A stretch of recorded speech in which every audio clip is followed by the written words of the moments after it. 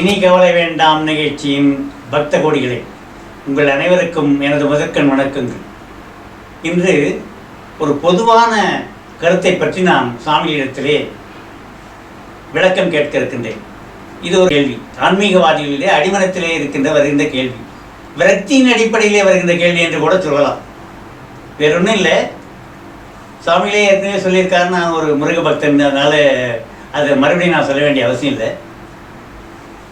என்னை நம்பி என்னை அணுகி தன்னுடைய குறைகளை சொல்லி, ஐயா இதுக்கு நான் என்ன செய்கிறது எனக்கு புரியல, எல்லா கோயிலுக்கும் போயிருக்கேன், நிறைய தரிசனம் பண்ணியிருக்கேன், யார் யார் என்ன பரிகாரம் செய்யணும்னு சொல்கிறாங்களோ அதெல்லாம் செய்திருக்கேன், அப்படி கூட எனக்கு என்னுடைய குறைகள் தீர்ந்தபாடு தெரியல அப்படின்னு சொல்கிற போது, நான் எனக்கு முழுமையாக தெரிஞ்ச ஒரே ஒரு மந்திரம் சண்முக கவசம், அதனால் அதை படிங்க, உங்களுக்கு தீரலை ரொம்ப நாளாக இருக்குதுன்னு நீங்கள் சொல்கிறதால அதை 6 முறை படிங்க, சீக்கிரமே தீர வழி பிறக்கும், நல்லது நடக்கும், நம்பிக்கையோடு செய்யுங்கன்னு நான் சொல்கிறேன்.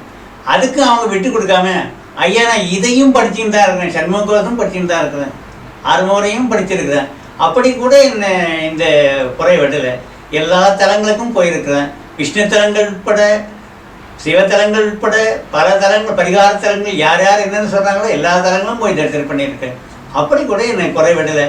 இதுக்கு ஏதாவது ஒரு மூல காரணம் வேறு ஏதாவது இருக்கணும், தாங்கள் அதை பற்றி ஏதாவது சொல்ல முடியுமா, எனக்கு விளக்கம் வேணும் அப்படின்னு கேட்குறாங்க. எனக்கு தெரிஞ்ச விளக்கத்தை எதுவும் சொல்ல முடியலன்றதால சுவாமிகள் இதுக்கு ஒரு என்ன மூல காரணம், இவ்வளவு அவர்கள் கஷ்டப்பட்டும் கூட ஆன்மீக அடிப்படையிலே அவங்க ஒரு முழு நம்பிக்கையோடு போராடி ஆண்டவரிடத்திலே வேண்டுகோள் வைக்கின்ற போது கூட அவருடைய குறை தீராதிருப்பதற்கு என்ன காரணம் இருக்க முடியும் என்பதை பற்றி தாங்கள் மக்களுக்கு தெளிவுபடுத்தினால் ரொம்ப வசதியாக இருக்கும்னு நினைக்கிறேன். சாமிகள் தயவு செய்து அதை பற்றி தெளிவாக விளக்க வேண்டும். இனி கவலை வேண்டாம் பக்தர்களுக்கெல்லாம் வணக்கம். இது இன்று இவர் கேட்டிருக்கிற அந்த கேள்வி இருக்கு பாருங்க, இது நிறைய பேருக்கு இந்த கலியுகத்தில் இருக்கக்கூடிய ஒரு கேள்வி. என்னன்னா, நான் எல்லா வழிபாடும் செய்கிறேன், நான் கும்பிடாத கடவுள் இல்லை, நான் செய்யாத நல்லதில்லை, நான் செய்கின்ற இறைப்பணிகள் மாதிரி ஒரு என் மனதுக்கு நிறைவாக கூட பண்ணியிருக்கேன், ஆனால் இது வரைக்கும் எனக்கு எந்த நல்லதும் நடக்கலை, நிம்மதி இல்லை, குறைகள், எங்கு போனாலும் பிரச்சனை, இப்படியே நான் வேதனைப்பட்டுக்கிட்டே இருக்கிறேனே, இதுதான் கடவுள் வந்து வழிபடுறதுனால செய்யறதா, எதுக்காக பக்தி செலுத்தணும்? உடனே வீட்டில் என்ன சொல்கிறாங்க, விழுந்து விழுந்து நீ கும்பிட்றதுனால தான் உனக்கு எந்த பிரச்சனைன்றாங்க. அதே மனைவி கணவன் என்ன சொல்கிறாங்க, நீ கோயில் கோயிலாக சுற்றின்னு இருப்பே தவிர வாழ்க்கையில் உருப்படுற வேலை செய்ய மாட்டேன் அப்படின்னு சொல்கிறாங்க. இதெல்லாம் ஏன் நடக்குது? இது மாதிரி வழிபாடு இப்படி பண்ணியும் சண்முக கவசம் மூலம் படித்தும் கூட ஏன் என் குறைகள் நீங்க பெறவில்லை அப்படிங்கிறது கேள்வியில் இருக்குங்க. இது நான் வணங்கினேன், நான் இத்தனை கோயில்களுக்கு சென்றேன், நான் இந்தந்த வழிபாடுகளை செய்தேன் என்று சொல்வதே முதல்ல தவறு. சரியான ஒரு பக்தியை எத்தனை பேர் கடைபிடித்தீர்கள் என்றால் அது கேள்விக்குறியான ஒரு விஷயம். நம்ம நினைக்கிறோம் நம்ம செய்யறது தான் பக்தி, நம்ம கும்பிடுறது தான் கும்பிடல், நம்ம பாடுறது தான் பாட்டு, நம்ம வழிபடுறது தான் வழிபாடு, நம்ம செய்யறது தான் அன்னதானம், இப்படி நம்ம தான் நினைச்சுக்கிறோம். ஒரு ஞானி இருந்தாரா, அந்த ஞானி தனிப்பட்ட முறையிலே ஒரு காட்டிலே திரிந்து கொண்டிருந்தவர். அவரை பற்றி நிறைய பேருக்கு தெரியும். அந்த தெரிந்த உடனே மக்கள் எல்லாம் என்ன பண்றாங்க, அவர் காலடியில வந்து உட்கார்றாங்க. அவருக்கு ஒன்று குடிசை கூட இல்லை, காட்டுல ஒரு மரத்தடியில எல்லாம் போய் உட்கார்ந்துருப்பாங்க. நாளடைவில் கூட்டங்கள் பெருகி கொண்டே போகிறது.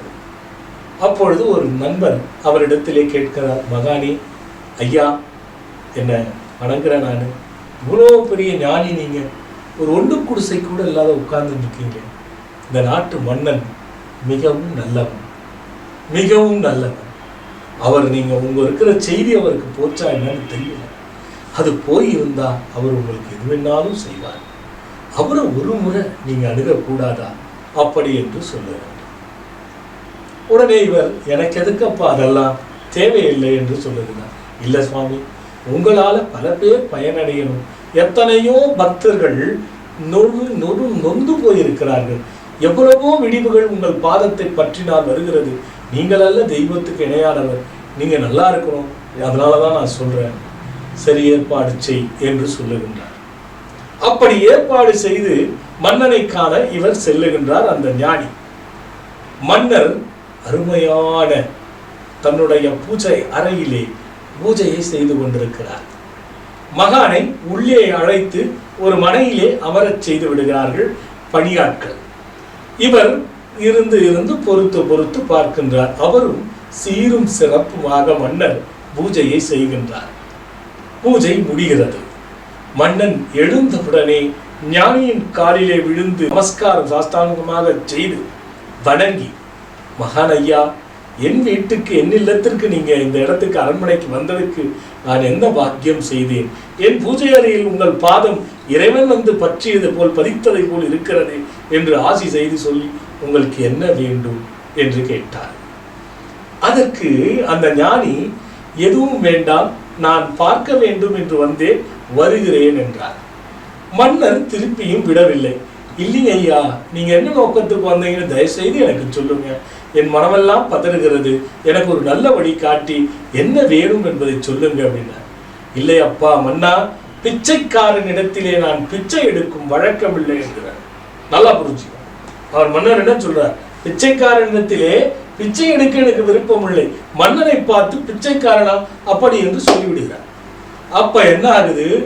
எதை வச்சு சாமி இப்படி சொல்லிட்டீங்க, என்ன இப்படி சொல்லிட்டீங்க, ரொம்ப பாதகமா இருக்கு. இல்லப்பா, நீ கடவுளை வழிபடும் பொழுது என் நாட்டை நன்றாக வைத்திரு, என்னை நன்றாக வைத்திரு, செல்வ செழிப்புகளோடு வைத்திரு, தானியங்களோடு வைத்திரு, குறையில்லாமல் வைத்திரு என்று ஆண்டவனிடத்திலே முறையை வைத்து பிச்சை எடுத்துக் கொண்டிருக்கிறாய். உன் பிச்சை எடுக்கிறவன்ட்ட போய் நான் எப்படி பிச்சை எடுக்க முடியும்? அப்படி இதை நீங்க நல்லா கருத்துல வச்சுக்கோங்க. நீங்களா போய் ஆண்டவங்கிட்ட இதை கொடு, அதை கொடு, இதை செய், அதை செய் என்பதற்காக வழிபடுவது எந்த விதத்தில் நியாயம்? இதை கருத்துல வச்சுக்கணும். ஒரு பக்கம் முக்கியமான விஷயம் நீங்களும் தெரிஞ்சுக்க வேண்டியது ஐயா, மக்களும் தெரிஞ்சுக்க வேண்டியது. ஆர்த்தி பக்தி, அர்த்தார்த்த பக்தி, சிஞ்ஞாசு பக்தி, ஞான பக்தி என்று 4 இருக்கிறது.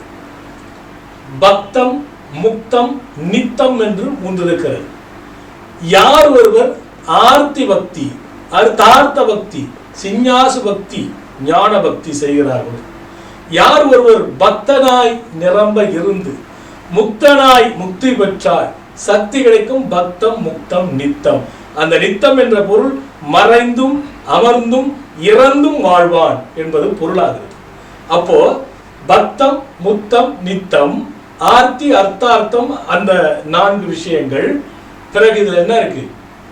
லிங்க சுத்தி, ஸ்தான சுத்தி, திரவிய சுத்தி, ஆத்ம சுத்தி என்று 4 இருக்கிறது. ஒரு மனிதன் பக்தி செய்வது என்பது இந்த 4 சுத்தியை ரொம்ப முக்கியமா வச்சுக்கணும். திரவிய சுத்தி, மந்திர சுத்தி, ஸ்தான சுத்தி, லிங்க சுத்தி என்று ஒரு 4-5 சுத்திகள் இருக்கிறது. அதில் ஒரு சிலதை உங்களுக்கு சொல்லுகிறேன் நேர காரணமாக. ஒரு மனிதன் இடத்தை சுத்தம் பற்றி வழிபட வேண்டுமா? அது வீட்டில் செய்தாலும் சரி, எங்கு செய்தாலும் சரி. ஒரு ஆலயத்திற்கு சென்று ஒரு முழம இடத்தை கூட நாம் சுத்தம் செய்வதில்லை. எதிர்க்க ஒரு பேப்பர் இருக்கும், முருகன் படம் போட்டிருக்கும், பொறி தின்னுட்டு அதை போட்டு போயிருப்பாங்க. ஒரு மனிதன் எடுத்து அதை தன் பாக்கெட்ல வைக்கணும், தொலைவா வைக்கணும் கூட சிந்தனை கிடையாது. அப்படி சிந்தனை இல்லாமல் சுத்தப்படுத்தாமல் செய்யக்கூடியது. 2வது ஆத்ம சுத்தி. உன் மனதை என்றும் சுத்தமாக வைத்துக்கொள்ளும். சுத்தம் என்ன? உன் குறையை சுமந்து குறையை வைத்துக் கொண்டிருப்பதே அழுக்குத்தான். அப்போ அந்த சுத்தி, லிங்க சுத்தினா அந்த உடலை சுத்தப்படுத்தணும். எல்லா லிங்கம் என்பது இந்த உடல். இந்த உடலை சுத்தமாக வைத்துக் கொள்ள வேண்டும். நம்ம போகும்போதே ஊர் கதை பேசுறது, வீட்டு கதை பேசுறது, குறைகளை பேசுறது, நிறை இல்லாம போறது வழிபாடு. ஆக அன்றாட வாழ்க்கையில வழிபடுறதெல்லாம் வழிபாடு நம்மளா நினைச்சுக்கிட்டு இருக்கோம். ஒருத்தன் கேட்டான், ஏயா நீங்க தான் கடவுள் இருக்கிறாரு, கடவுள் வந்து எல்லாத்தையும் காக்கிறாரு, அழிக்கிறாரு, படைக்கிறாருன்னு சொல்றீங்களே, எதுக்கு கோயில பூட்டணும்? எதுக்காக பூட்டுறீங்க? அப்ப தடம் வந்துரும் பயம்னா அங்க கடவுள் இருக்காரா அப்படி என்று கேட்டான். என்ன பதில் சொல்லுவீங்க?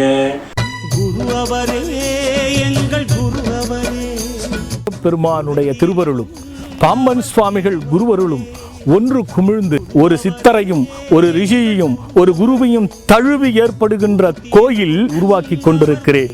அமையப்பெறுகின்ற இந்த அற்புத ஆலயத்திற்கு நான் மட்டும் பயனடையாமல் பின்வரும் காலத்தில் யுக யுகமாக அனைவரும் பயனடைய வேண்டும் என்ற நோக்கத்தோடு ஒவ்வொருவரும் மனமும் வந்து மெய்யாய் இந்த ஆலயத்தில் பங்கு கொண்டு பயனடைய வேண்டும்.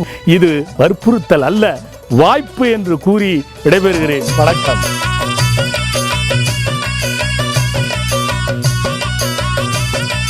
கடவுள் எதுக்கு போய் பூட்டுறீங்க, பூட்டாதீங்க. அப்ப அதுக்கு என்ன பத்தி சொல்ல முடியும்? எல்லோ பக்திமான்கள் இருக்கார்கள், எத்தனையோ பேர்கள் வழிபாடுகிறார்கள், எப்படி சொல்ல முடியும்? நான் ஒரே ஒரு பதிலை தான் சொன்னேன். என்ன சொன்னேன்? பா, கடவுள் கோயிலை பூட்டு என்று யாருக்கிட்டையும் சொல்லல. மனுஷன் பயந்து பூட்டிட்டு கடவுள் மேல பழியா நீயும் போடுற அவனும் போடுற. கடவுள் நீ பூட்டுடா, எனக்கு தங்கம் இருக்குது யார்கிட்ட சொல்ல. ஏன்னா படைத்தவனுக்கு தெரியும் எல்லாம். ஒரு ரகசியத்தை புரிஞ்சுங்க. நீங்க அபிஷேகம் பண்றீங்களா, எத்தனை விதமா பண்ணுவீங்க? பல விதமா பண்ணுவீங்களா? யாரும் பார்க்காத மாதிரி பண்ணுவீங்களா? அந்த பொருள் எல்லாம் எங்க இருந்து வந்தது? கொஞ்சம் யோசிச்சு பாருங்க, சிந்திச்சு பாருங்க, கொஞ்சம் சிந்திங்க. பால் அபிஷேகம், பால் எங்க இருந்து வந்தது? பசுவிடத்துல வந்தது. பசு எங்கிருந்து வந்தது? காசு கொடுத்து வாங்கினோமா? சரி, காசு கொடுத்தே வாங்கு. காசு எங்கிருந்து வந்தது? இந்த கேள்வியை போட்டுக்கிட்டே போனா அனைத்தும் கடவுளிடத்திலிருந்து வந்ததுதான். கடவுள் கொடுத்ததை கடவுளுக்கு நீ கொடுக்கின்றாய். நீயா என்ன கொடுத்தன்னா உன்னுடைய ஆத்மார்த்தமான சுத்திகள் செய்த பக்தியை கொடுத்தால்தான் அதனுடைய பலனை நாம் தெரிந்து கொள்ள வேண்டும். அப்ப எதையோ ஒண்ணு மனசுல வச்சுக்கிட்டு சுயநலத்தை மனசுல சுமந்துக்கிட்டு கஷ்டம் தீரணும்ன்றதுக்காக பாட்டு படிச்சா எப்படி தீரும்? கடமைக்கு செய்வது என்பது எவ்விடத்தில் பக்தியாகும்? அது எப்படி விமோசனத்தை கொடுக்கும்? நீங்க கேட்ட கேள்வியில ஒரு ரகசியத்தை பாருங்க. இவங்க எல்லா கோயிலுக்கும் போயிட்டு வந்துட்டாங்க. அப்போ உனக்கு மனதிடம் இல்லையே. பெருமாள் செய்யலன்றதுக்காக சிவன் கிட்ட போனீங்க, சிவன் செய்யலன்றதுக்காக முருகன் கிட்ட வந்தீங்க, முருகன் செய்யலன்றதுனால அம்பாள் கிட்ட போனீங்க, அம்பாள் சரியில்லைன்றதுனால பைரவர் கிட்ட போனீங்க, பைரவர் சரியில்லைனால ஒரு சன்னியாசி கிட்ட போனீங்க, இந்த சன்னியாசி சரியில்லைன்னு இன்னொரு சாமியார் கிட்ட போனீங்க. இப்படி உன் மனதிலே உறுதிப்பட திடம் இல்லாமல் பலனை நோக்கி வழிபடுவதனால்தான் எந்த கடவுளும் செய்யவில்லை. அதனாலதான் ஒரே ஒன்றை பற்ற வேண்டும் என்று சொல்லுகிறார் பாம்பன் சுவாமிகள்.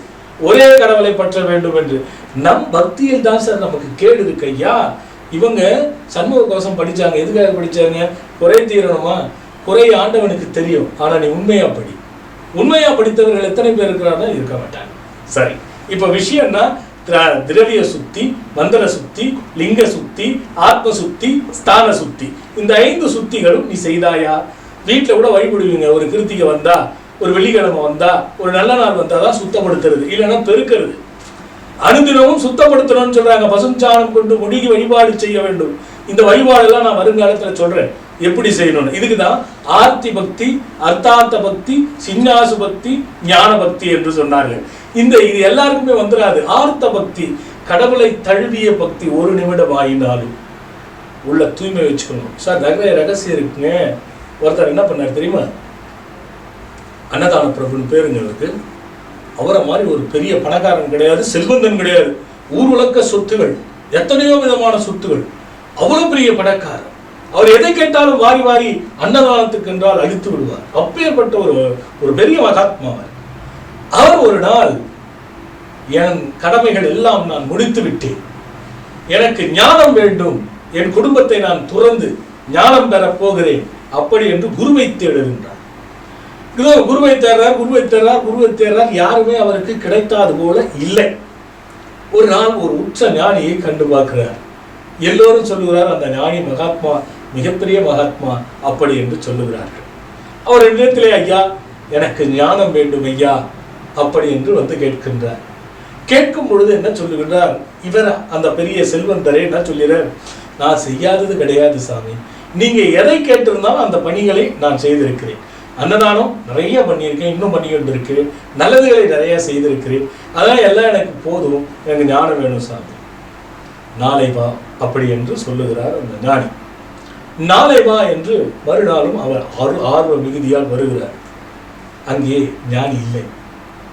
வேலை எங்க பணியாளர்கிட்ட கேட்கிறார், எங்க போயிட்டார் சுவாமி? தோப்புக்கு போயிருக்கிறார். என்ன தோப்புக்கு போயிருக்கிறார்? மான் தோப்புக்கு போயிருக்கிறார். சரி, நான் அங்கு போய் பார்க்கின்றேன். இவர் ஓட்ட முடிச்சிட்டு மாந்தோப்புக்கு வருகிறார். ஞானி என்ன செய்கிறார்? தன் விரலிலே இருக்கக்கூடிய நகத்தினாலே வேரை சுரண்டி கொண்டிருக்கிறார். ஒரு பெரிய மரத்தினுடைய வேரை சுரண்டி கொண்டிருக்கிறார். இவர் வந்தார். சுவாமி வாப்பா, என்ன விஷயம்? இல்லை சுவாமி, நீங்க என்ன பண்ணிக்கிட்டு இருக்கீங்க, முதல்ல அதை சொல்லுங்க. நகத்துல பூச்சி ஏதோ நீங்க சுரண்டிக்கிட்டு இருக்கீங்க. சுரண்டலப்பா, இந்த மரத்தை தள்ள போறேன் வெட்டி, அதுக்காக நான் சுரண்டுறேன்னா. இவர் என்ன சாமி இந்த மாதிரி பேசுறீங்க?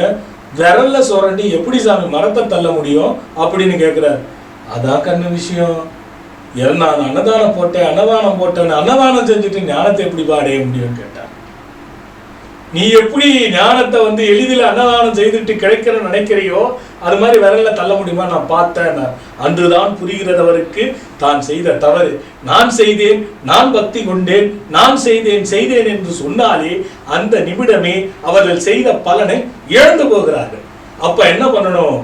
ஆத்மார்த்தமான பக்தி வச்சுக்கணும், பரார்த்தமான பக்தி வச்சுக்கணும், வெண்மையான பக்தி வச்சுக்கணும், நம்பிக்கையான பக்தி வச்சுக்கணும். சார் ஒண்ணு நல்லா புரிஞ்சுக்கணும். மக்கள் எல்லாம் நல்ல எளிதில் சொல்ற கேளுங்க. மனதை ஜெயிக்க வேண்டும் என்றால் அதே மனதனிடத்தில் நீ வேதனைப்பட வேண்டும். நீ மனதனிடத்திலே வேதனைப்பட்டால் தான் அந்த மனம் உன்னை ஜெயிக்க வழிவகுத்து காட்டும்.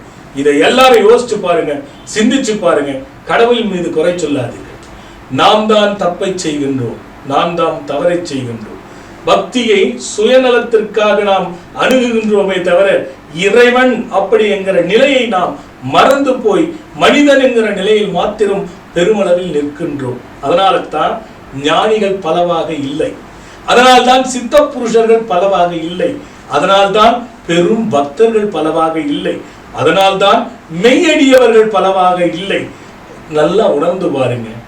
ஒரு மனது திடப்பட வேண்டும் என்றால் ஒருவர் ஒரு விஷயங்களில் மனம் தள்ளப்பட்டு அதை ஆசை கொள்கிறார் என்றால், சாப்பிட வேண்டும் என்றால் சாப்பிட்டு கொண்டே இருக்கிறார்னு வச்சுக்கோங்க, வாந்தி வரும். மீண்டும் மீண்டும் அது வாந்தியை சாப்பிடுறான், மனசு வாந்தி செத்துருவம் போலதான் விட்டு விடுவார். இதைதான் ஞானிகள் வலியுறுத்துகிறார்கள். மனது ஜெயிக்க வேண்டும் என்றால் சோதனை வரும். சோதனை வரும் காலத்தில் சுயநலத்தை அகற்றிய பக்தியும் நம்பிக்கை கொண்ட பக்தியும் ஆர்த்தி அர்த்தார்த்தி சிஞ்ஞாசு ஞானமும் திரவிய சுத்தி, மந்திர சுத்தி, லிங்க சுத்தி, ஸ்தான சுத்தி, ஆத்ம சுத்தி, இந்த சுத்திகள் எல்லாம் வருங்காலத்தில் நான் சொல்லுகின்றேன். அதை கடைபிடித்து பக்தி செலுத்துங்கள். மெய்யாய் வணங்குகின்றவர் யாருக்கும் மெய்நிலை என்றும் மாறாது என்பதுதான் இவர் கேட்ட கேள்விக்கு பதில். எத்தனையோ சொல்லலாம். இது மாதிரி எளிதில் இந்த நேரத்துக்குள்ள புகுத்த வேண்டும் என்ற விஷயத்தை உங்களுக்கு புகுத்துற.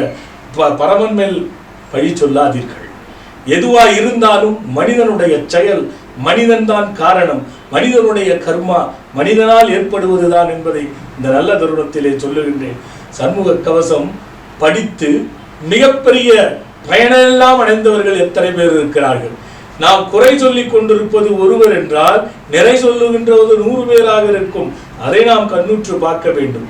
அந்த 100 பேரிலே பண்பட்டு வெற்றி பெற்றவர் யார் என்பதை இந்த குறை சொல்லிக் கொண்டிருக்கிறவர் அவரை பற்ற வேண்டும். அதனால்தான் சார்தல் வேண்டும், கனவிலும் நினைவிலும் அறிவில்லோரை சார்தல் வேண்டும் என்பதை கருத்துல வச்சுக்கணும். பக்தி செய்யுங்க, உண்மையா செய்யுங்க, வளமோடு இருங்க, நலமாக வாழுங்க. இனி கவலை வேண்டாம், எதை பற்றியும் கவலை வேண்டாம். வேறொரு நிகழ்ச்சியோட பார்க்கிறேன். வணக்கம். இனி கவலை வேண்டாம் நிகழ்ச்சியிலே ஒரு பொதுவான கேள்வியை நான் வைக்க போக சாமிகள் மிகச்சிறந்த விளக்கத்தையே கொடுத்திருக்கிறார். பக்தியிலே உறுதி இருக்க வேண்டும் என்று ஒன்றை சொன்னார்கள். இரண்டாவது உண்மை இருக்க வேண்டும் என்று சொன்னார்கள். வேண்டுதலுக்காக போய் அங்கே நிற்காதே, பெச்சு எடுக்கிறதுக்காக சாமிகிட்ட போய் நிற்காதே, சாமியை சரணடைந்து விடு. அவர் உனக்கு எப்போ என்ன வேண்டும் என்பது தெரிந்து வேண்டிய அளவிலே வேண்டிய நேரத்திலே செய்வார்கள் என்பதை வெகு விளக்கமாக நமக்கு தெரிவித்திருக்கிறார்கள். இப்படிப்பட்ட விளக்கங்களோடு அடுத்த நிகழ்ச்சிகளிலே அந்த பக்தி செய்வதற்கான வழிமுறைகள் என்னென்ன, ஈட சுத்தி, தான சுத்தி என்பது பல வகையான வழிமார்க்கங்களையும் நமக்கு படிக்கட்டுகளாக எடுத்து கூற இருக்கின்றார்கள்.